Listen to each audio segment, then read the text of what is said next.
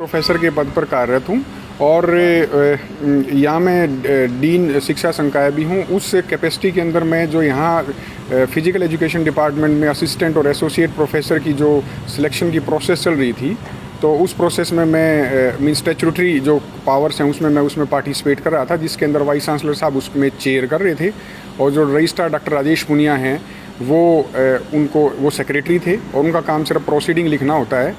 और उसके में 3 मेंबर थे, एक पंजाब यूनिवर्सिटी पटियाला से, एक पंजाब यूनिवर्सिटी चंडीगढ़ से और एक महेंद्रगढ़ से सेंट्रल यूनिवर्सिटी से, और एक हमारी एससी और वीमेन नॉमिनी थी मैडम यहीं डिग्री कॉलेज से, और जो चांसलर नॉमिनी थे हमारे मींस गवर्नर साहब के वो डॉक्टर सतीश मलिक जी थे, लाइब्रेरियन हैं रोहतक के अंदर, MDU रोहतक के अंदर। ये हमारी सिलेक्शन कमेटी थी। तो इसमें 3 और 4 तारीख को इंटरव्यू होने थे। 3 और 4 को 3 तारीख को जो इंटरव्यू हुए वो असिस्टेंट प्रोफेसर के थे और 4 तारीख को दोपहर तक जो इंटरव्यू हुए 2:15 बजे तक वो असिस्टेंट प्रोफेसर के और उसके बाद एसोसिएट प्रोफेसर का। ये लगभग 7 पद असिस्टेंट प्रोफेसर के थे और 1 पद एसोसिएट प्रोफेसर का था। तो मैं ये दोनों दिन इंटरव्यू के अंदर पूरा 10-10 घंटे में बैठा रहा यहाँ। और जब मैं कल आया खाना खाने के बाद 2:15 बजे के बाद हम खाना खाने गए 3 बजे के आसपास, तो मैंने देखा कि डॉक्टर राजेश पुनिया और जो बाकी सिलेक्शन कमेटी के मेंबर्स हैं उन्होंने अपने आप ही जो सिलेक्टेड कैंडिडेट्स थी उनकी लिस्ट बना ली थी कि इनको हमने इतने नंबर देके इनको सेलेक्ट करना है।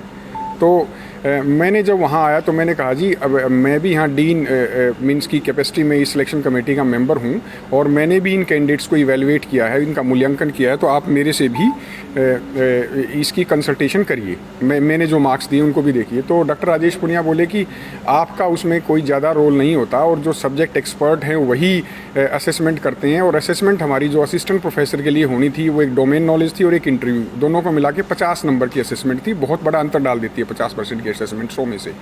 और तो उसमें मैंने अपनी असेसमेंट की हुई थी। तो बहुत सारे जो कैंडिडेट्स ऑनलाइन भी अपीयर हुए थे, देखिए सेंट्रल यूनिवर्सिटी कश्मीर से एक कैंडिडेट थे सरदार जी, वो एक्सीलेंट, आप इनके पास रिकॉर्डिंग भी होगी हमारे, क्योंकि हमने गूगल मीट पे उनकी रिकॉर्डिंग भी की होगी, उनकी एक्सीलेंट प्रेजेंटेशन और इंटरव्यू था, उनको इग्नोर कर दिया। एक MIT यूनिवर्सिटी से कोई डॉक्टर सैनी थे, उनको इग्नोर कर दिया। ऐसे मैंने इनको 8-10 कैंडिडेट्स बताए कि आप इनको एक भी नहीं सिलेक्ट कर रहे, आप इनको सबको इग्नोर कर रहे हैं।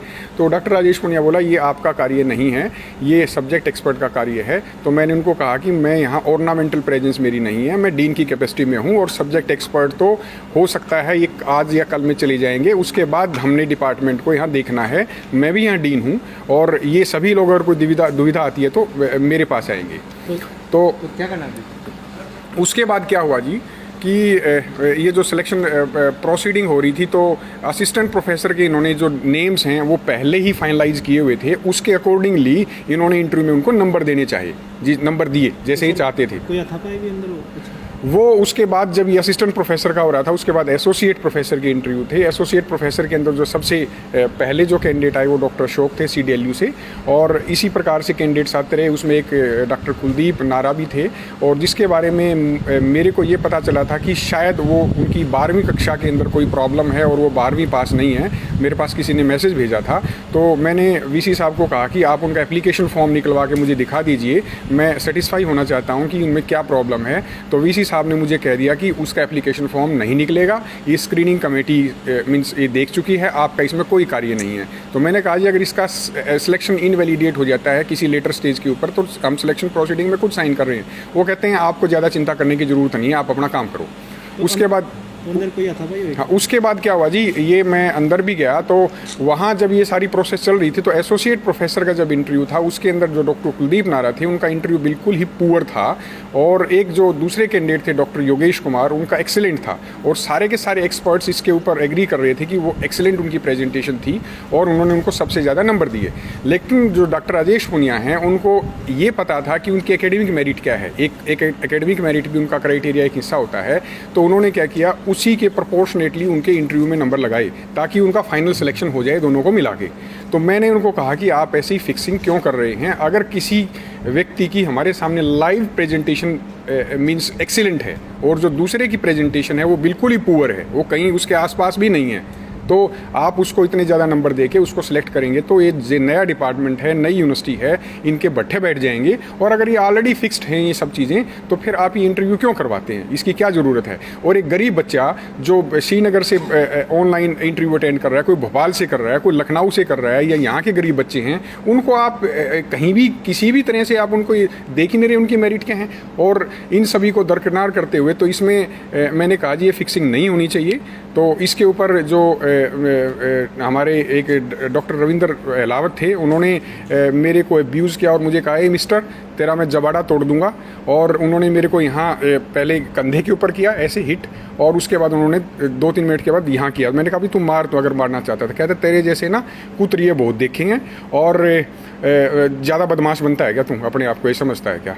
तो मैंने कहा ये अशोभनीय भाषा हम इस्तेमाल नहीं करते हैं। और मुझे ऐसा लगता है कि आपके जो ये इंटरव्यूज़ हो रहे हैं, जो आप सिलेक्शन जो कर रहे हैं, इसमें पैसे का लेन देन हुआ है, क्योंकि आप पहले ही फिक्स करके बैठे हैं और जो ओरिजिनल परफॉर्मेंस है इंटरव्यू के अंदर उसको आप इग्नोर कर रहे हैं। सर, आप पे भी आरोप लगाए हैं कि आपके जो चहेते हैं उनको नहीं किया जा सकता। तो मेरा इसमें कोई चहेता नहीं है। हम ये चाहते थे कि जिसकी प्रेजेंटेशन जिसको सब अप्रिशिएट कर रहे हैं, सब कह रहे हैं कि ये वंडरफुल है, तो ऐसे लोग अगर इस डिपार्टमेंट के अंदर आएंगे और वो लीड करेंगे उस डिपार्टमेंट को, तो डिपार्टमेंट को आसमान पे पहुंचा देंगे।